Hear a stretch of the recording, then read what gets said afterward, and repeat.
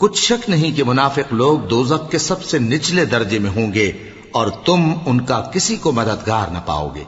हाँ, जिन्होंने तौबा की और अपनी हालत को दुरुस्त कर लिया और अल्लाह की रस्सी को मजबूत पकड़ लिया और खालिस अल्लाह के हुक्म बरदार हो गए, तो ऐसे लोग मोमिनों के साथ होंगे और अल्लाह अनकरीब मोमिनों को बड़ा सवाब देगा।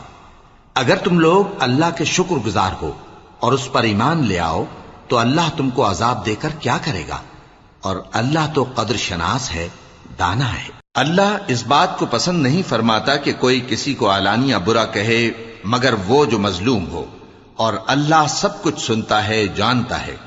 अगर तुम लोग भलाई खुल्लम खुल्ला करोगे या छुपाकर या बुराई से दरगुजर करोगे तो अल्लाह भी मुआफ करने वाला है, साहिब कुदरत है।